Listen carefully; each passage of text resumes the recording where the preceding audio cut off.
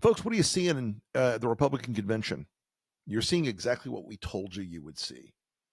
You're seeing Project 2025 play out in real time. You're seeing the fact that the Agenda 47, RNC platform, Project 2025, it's the same pig with different lipstick. It's a complete roadmap for a country that you won't recognize.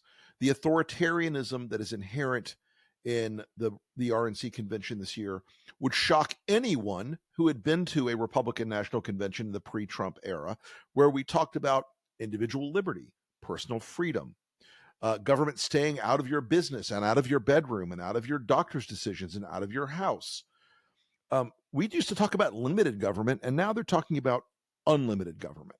We used to talk about restraint and the rule of law, and now they're talking about Donald Trump and the Republican Party being above the law. The convention is not what it once was.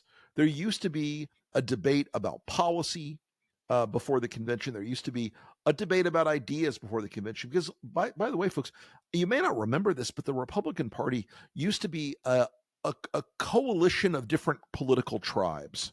And now it's just one. Now it's just Trump. Now it's one man and his will being executed.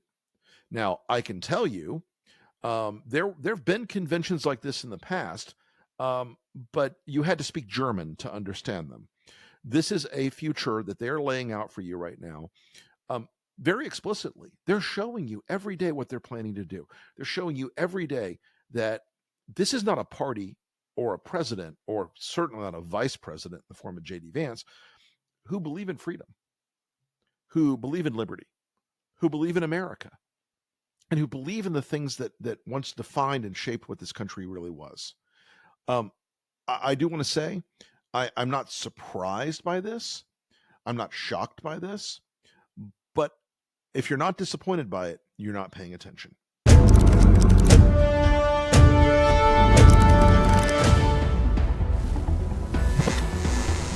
There was also maintained what was called an enemies list, which was rather extensive and continually being updated. Democrats want Republicans dead. Where I could stand in the middle of Fifth Avenue and shoot somebody and I wouldn't lose any voters, okay? The women with the least likelihood of getting pregnant are the ones most worried about having abortions. On January 6th of 2021, you had tens of thousands of people peacefully protesting. So, it's not a right-wing conspiracy theory, it's not QAnon. It's real.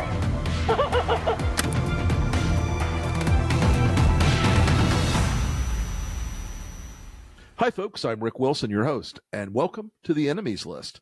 I am delighted to be joined today by Elle Reeve. Elle Reeve has written a new book called Black Pill: How I Witnessed the Darkest Corners of the Internet Come to Life, Poison Society, and Capture American Politics. Elle, I sat up last night reading this book, absolutely riveted, because you visited a part of our culture, society, and politics today that I am unfortunately familiar with, having been on the receiving end of a lot of its more vile characteristics.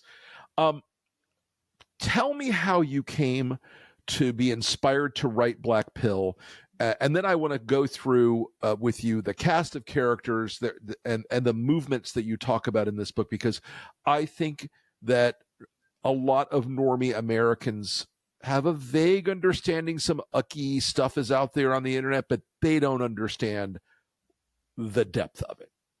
Right. Well, as a friend of mine said to me recently, when I first met her about 10 years ago and told her that I cover far-right extremism on the internet, she thought, wow, that's like really niche. But now it's everything. I decided to write the book after January 6th, in part because, for years there had been this like crazy underworld where they're all the Pepe memes. And then suddenly I'm standing in front of the White House watching Giuliani speak, and there's a man in his 50s wearing a Pepe shirt saying when he's ready for trial by combat. So I wanted to explain to people. People kept asking me, like, why is all of this happening? And I feel like I can provide an answer for that.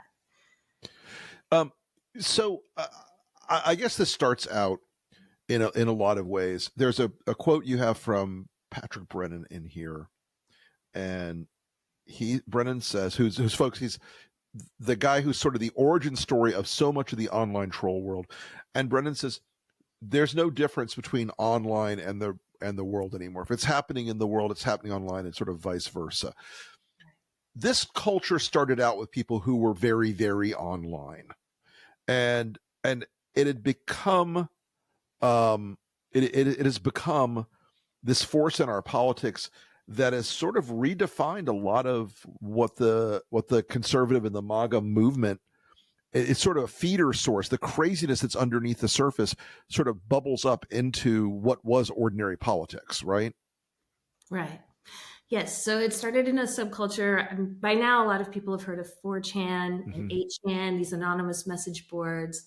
And it really began in a place where people gathered to talk about their social humiliation, their hard times at school, feeling alienated and isolated. These are people who had a lot of verbal ability and a lot of desire to communicate with the world, but an inability to do it in real life.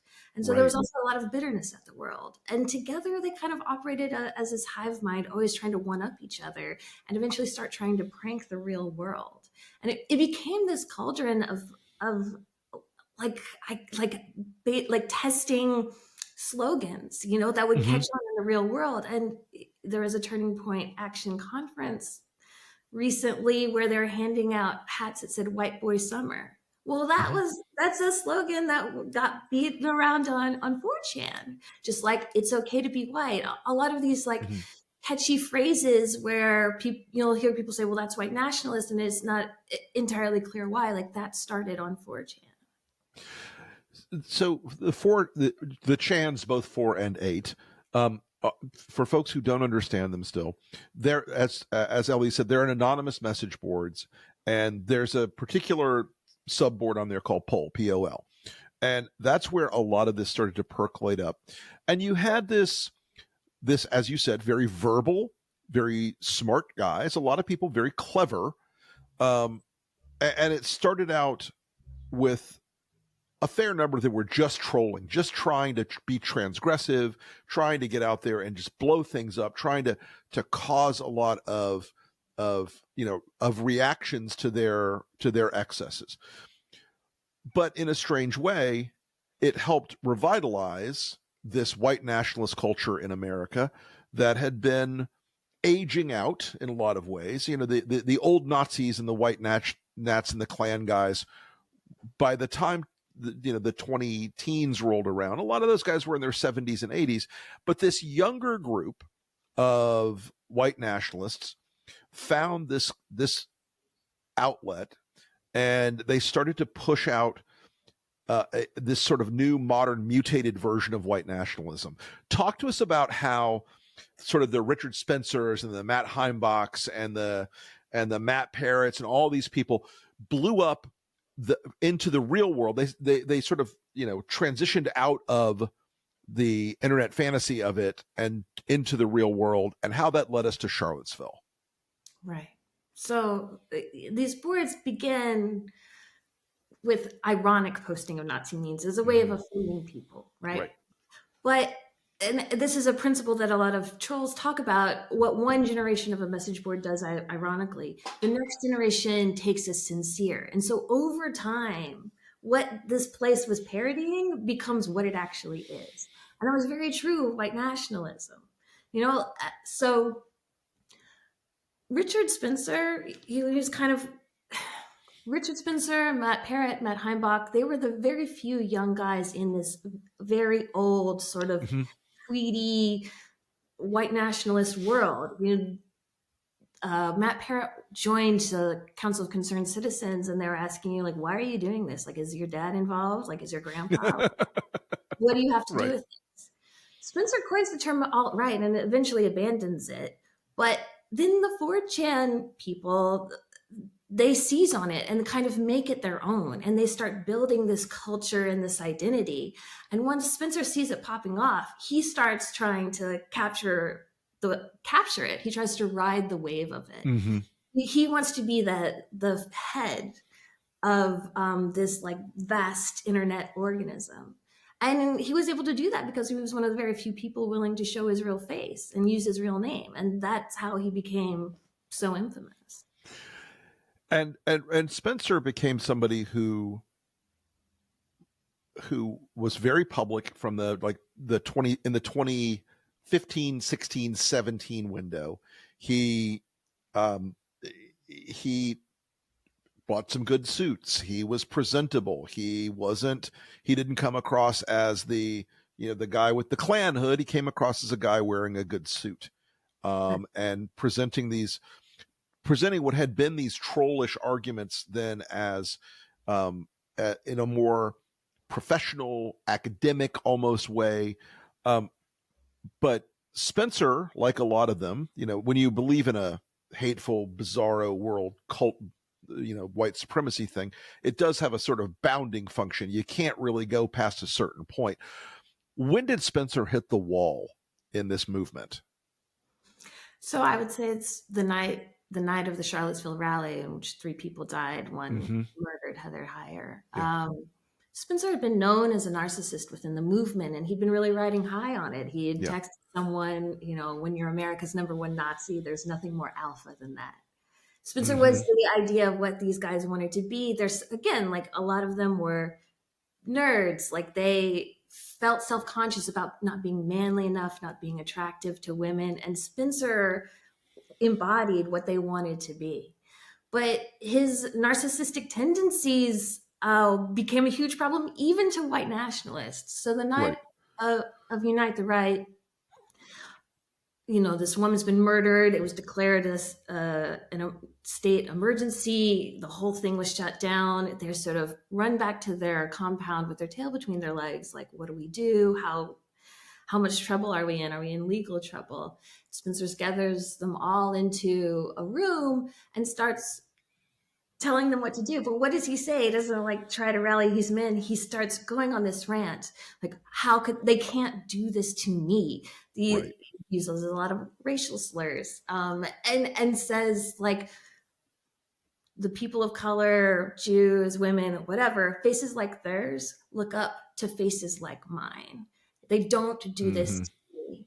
And it was in that moment that his former associates have told me, where they're like, this guy, we are done with this guy. Like, all he cares about is himself. And that took us, to a certain point, but now it's left us in ruins. And so he's out. So Spencer is hated within the alt-right at this point. What is he doing now? I know he went back to Montana for a while, but I've lost track of him. He still very much wants to be a public figure and thought of as an intellectual. He says he's not a white nationalist anymore. He gained some notoriety a couple of years ago because someone found his Bumble profile where he listed his political views as moderate. That's fantastic. Yeah, but he tells me he wants to start a competitor religion to Christianity that will ultimately take down Christianity. Oh, well, it is good to have goals, I must say. Right. So I want to, I think you're right. I think Charlottesville did feel like the last hurrah in some ways for that phase of this, alt-right black pill movement, where these guys really believed that they were going to be transformative, and really believed that they were going to alter the culture more than I think they possibly. I think the online fantasy of it was so powerful for them that when the reality of America recoiling in horror from Charlottesville, I think it really was a reality check that I don't think they expected it. I certainly don't think that when America saw it, they had to acknowledge that this was a real movement, but it was also one that I think our immune system did kick in Charlottesville is what I'm trying to say. Absolutely. Because at all levels of society, people took action against these guys. So they were ostracized in their towns, kicked off social media. Financial services companies decided they didn't want to have them as customers anymore. Yep. So it became very difficult for them to raise money online. Like, they were really drummed out of mainstream society and quite bitter about it. And it took them a long time to come to terms with that reality. Mm-hmm. But Mm-hmm. a lot of their ideas have proven a lot more effective. These guys Sure. went full Nazi, right? They Mm-hmm. swastikas, hailing Trump as if they were hailing Hitler. Right. America doesn't want that, right? Right. Americans, we watch Steven Spielberg movies. Indiana Jones punches a Nazi. Like, we want to be Indiana Jones. Don't want to Right. be Nobody wants to be the Nazi. right. So, and even white nationalists now, like Matt Parrott will say, Mm-hmm. the far right groups that have been able to move forward and gain more followers are those that downplay that overt racism Right. and play up misogyny, patriotism, a projection of strength and power. They still want to be the Mm-hmm. macho guys. They still like that. It's that image of like strong, physically fit men is still very, very powerful. So that's what, and again, these other groups that I'm about to mention, or you cover a lot of them in the book, the Proud Boys, the Oath Keepers, the Rise Above. They all have this kind of obsession about fitness, this obsession about looking and being the part. They sort of took off the swastikas, put on the khakis and the white polo shirts. And they want to sort of code as alpha males. What is, and you mentioned in there, one of the weirdest cats in the internet, one of the weirdest characters out there, this guy Mike Cernovic, and there is this whole manosphere sort of, they seem to jump from like, I'm a sad incel to I'm the toughest motherfucker in the world. I'm so strong, and my testosterone pours off me in waves. All this stuff. Yeah. What is the linkage between that in this online culture of these guys who are obsessed with this bullshit version of masculinity? And I say that as a guy who can drive tractors, skin animals, do all the Southern guy things, and yet I see these guys who are like they're so jacked on tren, and they're so obsessed about like the muscle culture they're in. What is the linkage between the far right and the white nats and this sort of hyper masculine thing, almost cartoonishly masculine thing? Yeah, the masculinity is not a tangential thing. It is the thing. It is the thing at the center. When I was first starting to report on this, and I'd be like, guys, this is like all about sex. People would look at me like I was the weirdo. I mean, like, literally some of these guys sent me pictures of their genitals. Like, it was just so insane. I read the piece about how they were trolling you constantly, and you were like, "No, I'm going home to my Jewish boyfriend." Yes, exactly. Yes, they memorized who I was dating, everyone I had ever dated, and they would say these things to me when I saw them in public. They were, but like, they had this term to be a Chad. I'm sure you've seen right. The scale from incel to Chad. Exactly. They want to be a Chad nationalist. They want to be physically fit. They want that feeling of power. Like, they have felt impotent in their lives and weak, like women, right? And they want to feel strong. I got a lot of insight from women who dated these guys. Say more about that. I'm interested in that. Yeah, it's a very interesting world because these women, they see, in this trad lifestyle, a man who will protect them, who will make them feel good, who will respect them. Proud Boys said, venerate the housewife, right? And in exchange, They are adoring, they are validating, they bake pies and make babies. But in reality, behind the scenes, these men were not strong. Almost none of them had jobs and were supported by their wives and girlfriends or mothers. And in some cases, as like alleged in court, these men were very abusive to them. Mm-hmm.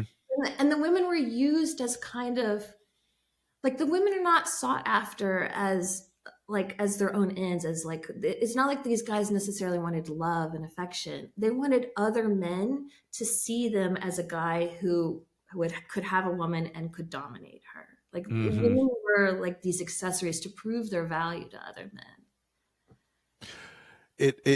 I find that whole thing about the hypermasculinity stuff or not even concealing very well, but it's one thin peel of the onion back, with a meaningful percentage of them, it's just raging insecurity about who they are as people and as men. And there's also a homoerotic part of it they don't want to talk about. But you see that sort of subculture underneath this too. In all this sort of digging you've done into this world, all this sort of experiencing of the people around this world, you end up with this white nationalist movement that evolves to being less about the swastika and more about saying great replacement theory, trying to sort of gussy it up academically. And it always leads to these conspiracies that are the conspiracies of our time. It's the Jews doing it. It's the bankers, e.g. the Jews doing it. All these things sort of roll back. But you also end up in this with the whole QAnon movement. Talk to us about where you see that in this. I mean, because it struck me from the very beginning like it was the most lavish absurdity that could only be manifested from the 8chan, 4chan world. Talk to us about what you've learned about the QAnon movement and how that shaped a lot of our politics now. I think it has infected the GOP at a level that is beyond what people even understand. But anyway, talk to us about what you learned about Q and that whole insanity.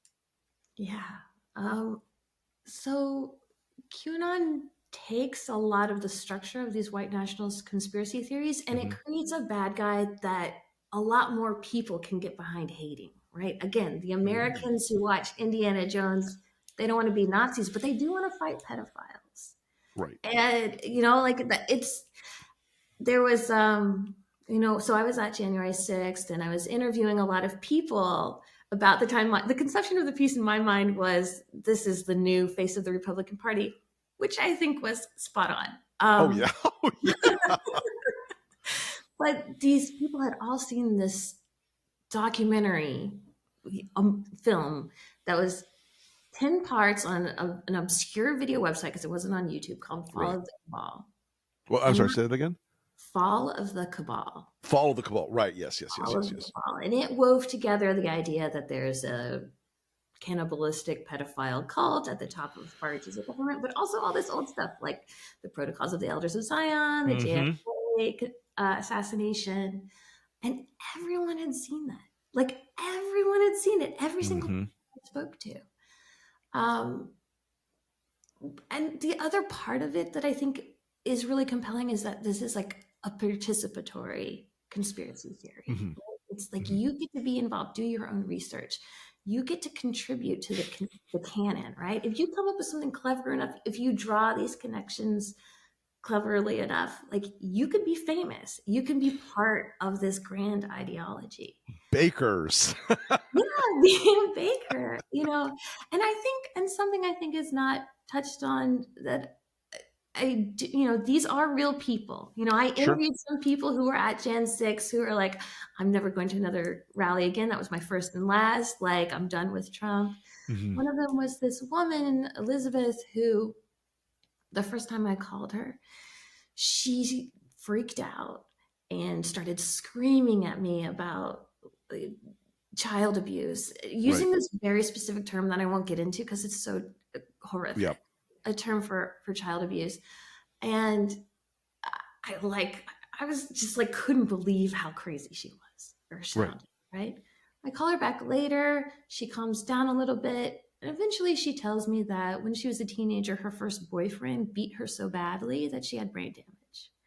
And it made me think, like, there's a reason why so many people find it possible to believe that there's a network that prevents abusers from being brought to justice, because there is a lot of child abuse in society and domestic violence, and those people are often not brought to justice.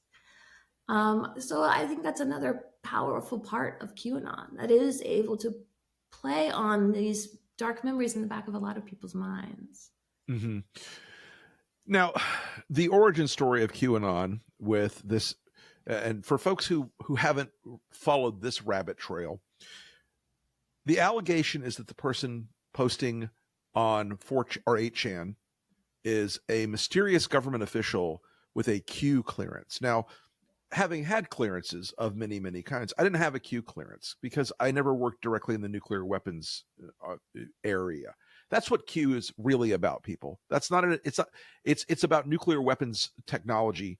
It's not about the sort of posture that this person took. Was this agent was so important. He was in the Oval Office with Trump. He was manipulating this massive military pushback against an army of pedophiles who were trying to take down Trump.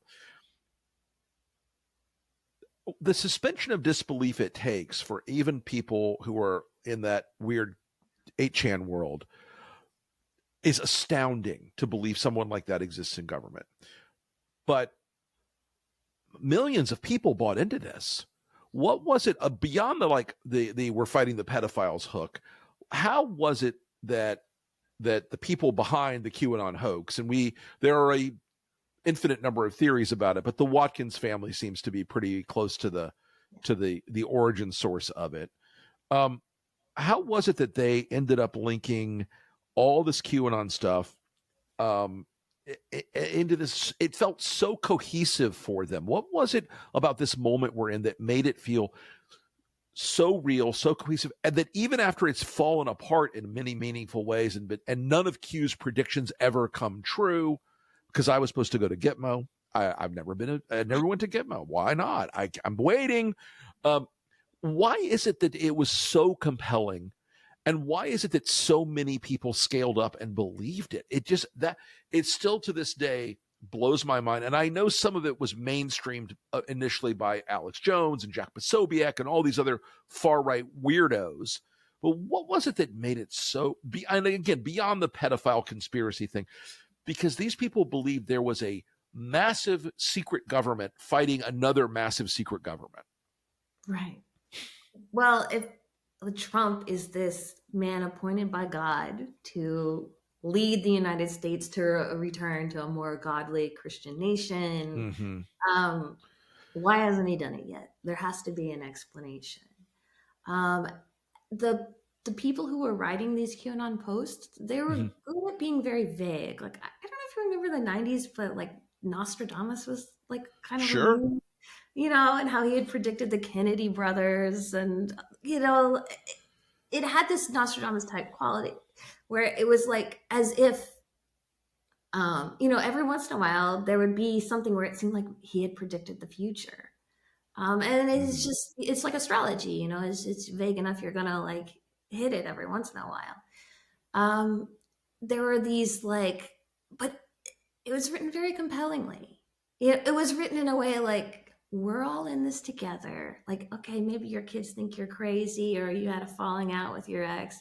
There's a lot of divorcees in this world, but we're all real friends, and we're fighting this together, and we're helping Trump. And there's also an element in all of these subcultures where the line between joking and sincere is much more blurry than we realize. Right. And these words pass over you over and over and over again. And you think, I don't take it that seriously until, the time comes where you actually have to act and you're storming the Capitol. I've interviewed many, many people who've talked about that, who've said, like, it starts as a joke and you ignore it. It becomes background. And all of a sudden you realize you're laughing at it. And suddenly you're believing it. So this woman, Elizabeth, that I mentioned, we had several long conversations, and she asks me, but is the adrenochrome thing real? Like, was that real? Like, she's asking me it sincerely, and Jeffrey Epstein did happen, right? There is a bad guy by any standard. Right? There is a degree to which rich people don't always have to follow the rules the rest of us do. And that's how I was able to talk to her and relate to her in a way where she would trust me. But I was in these chat rooms leading up to January 6th, like watching them talk about this stuff. And they're so excited. And they're like, it's coming, like finally, the truth is all going to be revealed on Jan 6th. It's all going to come out. There's going to be the tribunals. Like, they love in wood. And they also started talking about this battle they're going to engage in, how Antifa was going to be out there and they needed to do self-defense because Antifa beats up old women and children, and so they needed to be strong and prepared. And this is another pattern I've seen over and over, how people talk themselves into violence. They always start off thinking of it as self-defense. So there's trading ideas with each other, whether to hold a carabiner, brass knuckles, should they bring mace? Could their flagpoles be used as weapons? Which eventually they were. I watched over just a few days, they built up in their minds this very violent fantasy, which meant like going into Jan 6, they had given themselves permission to do violence. Mm-hmm. You know, as we roll up on our time today, and I could talk to you about this for hours because this is an area I'm deeply fascinated by subcultures inside of the American system. I'm deeply fascinated by because weird subcultures are not new in America, but now they've got this social media juice behind them. They've got this. We're now in the second generation of kids who are coming through the 4chan, 8chan matrix now. I mean, that which is kind of scary. You look at, I mean, how old is Brennan now? He's got to be close to 40, right? No. Brennan got to start very, very young. He's still in his 20s, I believe. No. Yeah. Yeah, I guess you're right. I guess he started when he was like 13. But a lot of these guys that have been around this thing have been, it's like there are now teenagers who, the people who were teenagers during the beginning of Trump are now grown-ass adults. And it just sort of shocks me that this culture it hasn't gone away. It just does keep mutating. So the question I wanted to ask you was, what is the scope and scale of this in American life? And what do you see coming up on what's the next iteration of this thing? Because I try to stay away from those places because I find them to be utterly soul-sucking and depressing about people who could have lives and happiness and love and engagement and community find it in a really shitty place. What do you think is coming next in that whole black pill world? Well, something that I wonder about and have been watching is the people who were raised in this world on 4chan and 8chan are now old enough to get internships and staff positions in Congress. Oh, sure. So the Ron DeSantis campaign had released multiple videos that had 4chan memes. Oh, yeah. Make no mistake, Nate Hochman had a 4chan account, I assure you, at some point in his life. I would bet money on it. Yeah, I don't know where you get these symbols except if you know where they came from. Yeah. Like it's not just that there was one Nazi symbol in this video released by the DeSantis campaign, but the entire vibe, the effect, the style, it was entirely from 4chan. Yeah. Likewise, I'm watching these Turning Point Action conferences. I went to a Turning Point conference last summer, and because of what I do, when a white young male wants to have his picture taken with me, I have to be kind of on alert. And there was this guy at the conference. He holds up his phone to take the picture, and I see his lock screen has swastikas on it. Of course. And I knew it. And it turns out this guy, they're constantly trying to infiltrate Turning Point conferences, right? So Turning Point spokesman says to me, we don't want anything to do with these guys. They're disgusting. They're unholy, etc. They've been kicked out. I'm like, okay, well, that's all well and good, but why are you giving out white boy summer hats at your conference? Mm-hmm. Like, why are you making these references? Like, why are the people who handed out these hats very much embodied this aesthetic that was popular on 4chan, which is this kind of 1980s moon man, like wearing a suit and Ray-Bans. Right. Like, why are you indulging in all of these aesthetics? Like, what do you mean by that? Like, what are you trying to say if you're not trying to say we're kind of cool with these guys? Right. And you've got Charlie Kirk, who hosts a podcast with Jack Posobiec, who is, I don't think you wrote about Jack in the book, but Jack is definitely one of the feeder systems from that world out into the broader alt-right movement and right-wing movement. And he and Charlie, they sit in the same room every day. This is not a terribly subtle way of them trying to keep Turning Point, off of the Nazi list, but they want to, they are at least Nazi curious. And as you said in the book, the small n Nazi, it's like the generic kind of thing. It's not the National Socialist Workers Party. It's the generic sort of movement, which I kind of really liked a lot because it made it more blunt than just calling them alt-right or whatever the term of art is. All right, I want to just go through one more thing. You write about the book, about two of the figures in the book that were big in the alt-right movement, Matt Heimbach and Matt Parrott. And these two guys, I mean, reading where they're at now in their lives, it's kind of sad. I mean, Heimbach is unemployable. He has children. He gets a job and they find out, they Google his name and then they go, goodbye. And he and Matt, they both struck me in the end of the book as sort of like you get to have a wild youth at sometimes, but now that it's on social media, and when you decide your wild life and as a young person is going to be involved in the neo-Nazi and alt-right, white supremacist, white Nats, I mean, like the consequences of it seem to be resting now on them. It seems like they're feeling what the consequences of that life, are going to bring to them for the rest of theirs. Absolutely. They repeatedly, jokingly, supposedly talked to me about how they'd ruined their life, but they didn't regret it. But they would say that over and over. It came up, what it meant to ruin your life.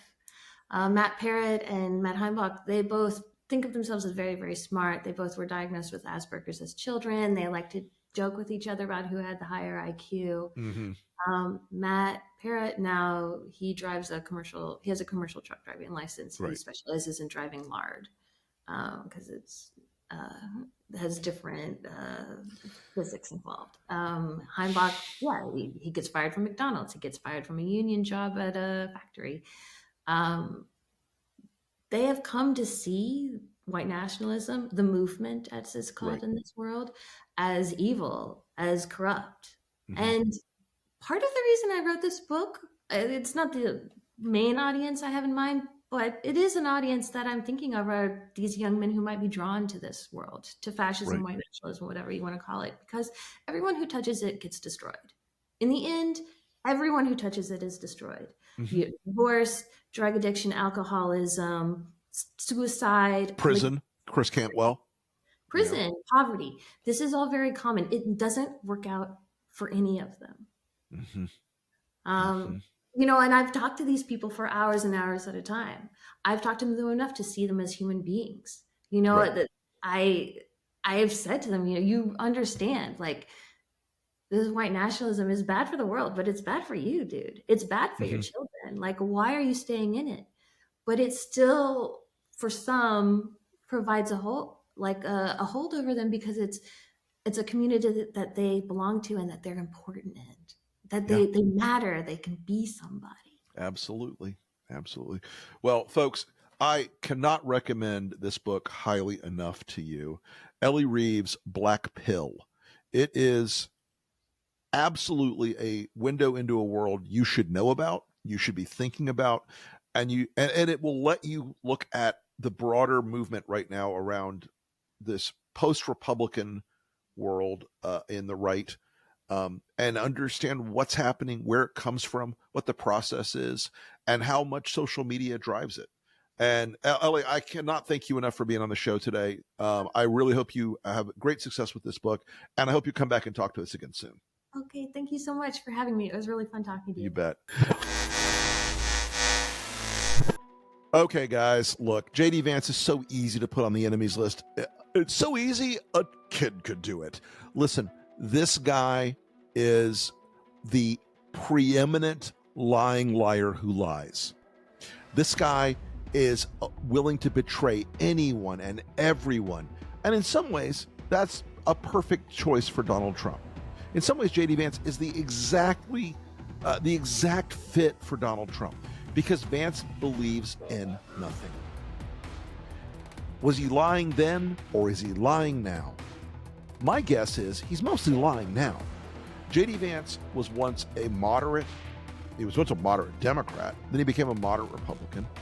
And he has swung so far off the axis that was described in his book and that he described for himself for many, many, many years as a writer and a thinker and a speaker, to turn himself into a circus monkey for Donald Trump.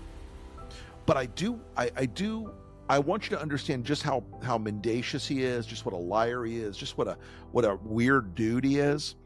But I also want you to think about something else. And this is for you, Donald, and for you, Trumpers. J.D. Vance was one of the most public members of the Never Trump movement. Donald, do you think for a minute, the moment you stumble, he won't shove the knife in? Do you think for a minute that the moment something goes wrong, that J.D. Vance, who's a very sophisticated guy, won't be on the phone quietly whispering to reporters, well, you know, the 25th Amendment has been brought up in the cabinet. We may have to take steps to protect the country from Donald. We love him, but he's an old man now. He's tired, he's weak, he's sick. The same thing that happened to Biden happens to Trump. And as vice president, I'm just going to have to step in there and lead. Because J.D. Vance, Donald, he has shown you already, he'll betray the ideas of America. He'll betray the ideas of decency. He'll betray the ideas of conservatism. And if he'll betray all those things, Donald, he'll betray you. And that is why J.D. Vance is on the enemies list.